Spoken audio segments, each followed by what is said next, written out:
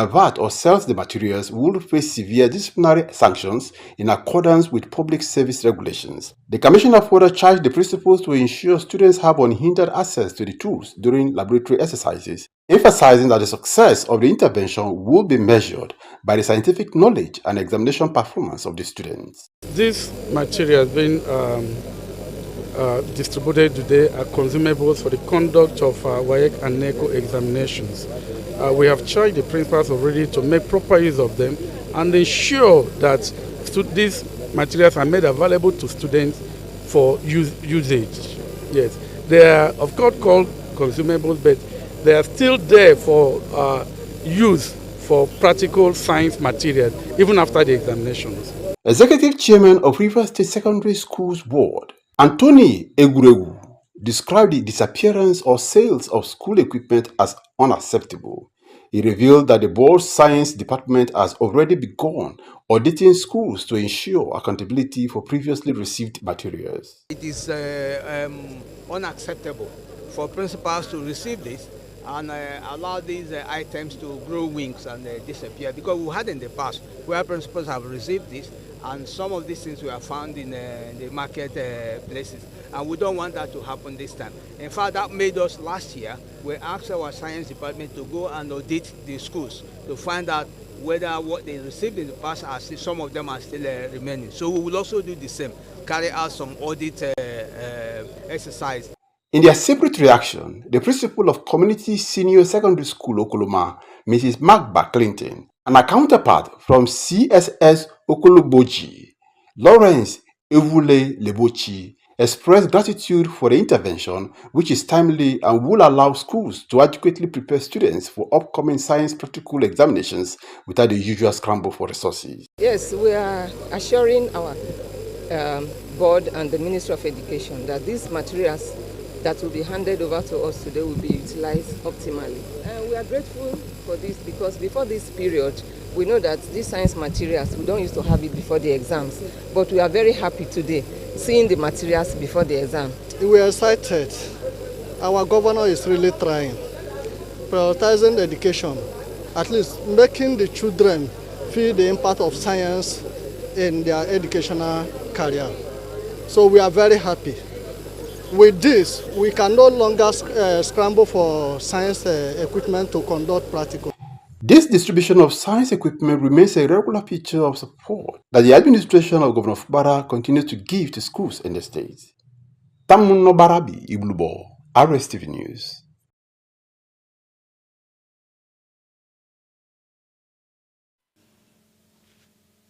Turning now to aviation matters, the Nigeria Civil Aviation Authority has announced a shift from manual and paper-based licensing processes to a fully digital platform for pilots, engineers, medical personnel, and other aviation professionals.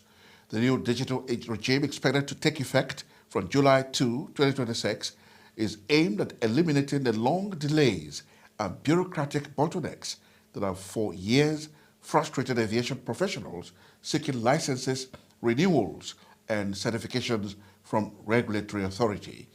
The Director General of Civil Aviation, Captain Chris Najomo, while speaking at the unveiling of the Modern Personnel Licensing and Certification NCAA Digital Transformation Initiative PEL-MED Stakeholders Engagement held at the Murtala Mohammed Airport, Lagos, said the era of waiting endlessly for aviation licenses would soon become history.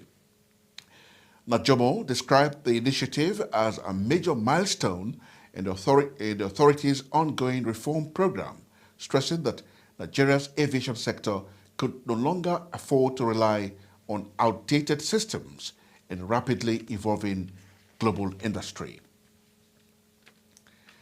In other news, the Socio-Economic Rights and Accountability Project (SERAP) has appealed the May 5 judgment by High Court of the Federal Capital Territory in a defamation suit filed by two officials of the Department of State Services (DSS).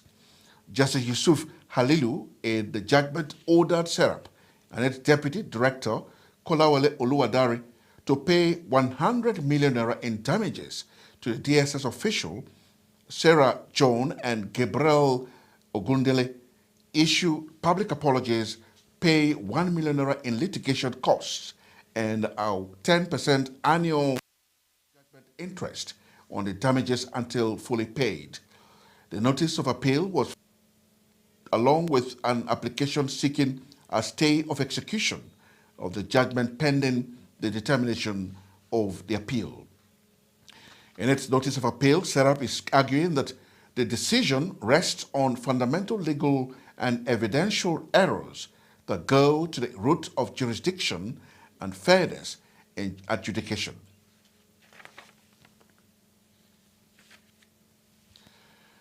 Moving on, the Lagos State government has said its 4.44 trillion naira 2026 budget of shared prosperity will prioritize infrastructure, renewal, economic diversification, housing delivery, and education reforms aimed at improving residents' quality of life. Commissioner for Economic Planning and Budget, Okpe George, disclosed this during the 2026 ministerial press briefing at the Bagauda Kalto Press Center, Lausa, in Ikeja. He said the budget signed into law by Governor Babajide Sanwo-Olu, 2.338 trillion naira, comprising capital expenditure, and 2.106 trillion naira recurrent expenditure, representing a 53:47 ratio. According to him, 1.467 trillion naira was allocated to infrastructure projects covering transportation, healthcare, education, and public works.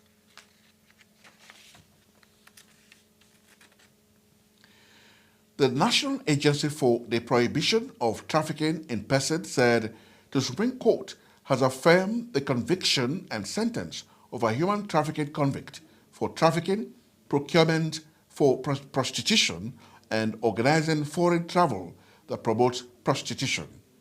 NAPTIP disclosed this in a statement on Tuesday, noting that the Apex Court, in a unanimous judgment delivered, upheld the earlier decision. NAPTIP disclosed this in a statement on Tuesday, noting that the Apex Court, in a unanimous judgment delivered, upheld the earlier decision of the trial court and the Court of Appeal. The agency identified the convict as Titilayo Folorunsho. According to the statement, investigations revealed that the victim was deceived with promises of a teaching job in Malta, but was trafficked through Niger Republic to Libya, where she was subjected to prostitution, abuse, forced abortions, and severe exploitation. NAPTIP added that the trial court sentenced Folorunsho to 7 years imprisonment on each count, while both the Court of Appeal and the Supreme Court upheld the judgment. This is Rstv World News. River State is a treasure base of the nation. Let's build and take her to greater heights. This is a task we must accomplish. You can watch our news live on YouTube, Facebook, TikTok, and Instagram at RSTVPH. You can also subscribe and click on the notification bell for updates on our live feeds. And in part 2, after the break, suicide bomb explosives kills 9, injures 34 others in northwest Pakistan. And in sports, Tinubu approves Nigeria's hosting of 2026 CAF Awards. Details of these and more when we return from the break. Stay with us.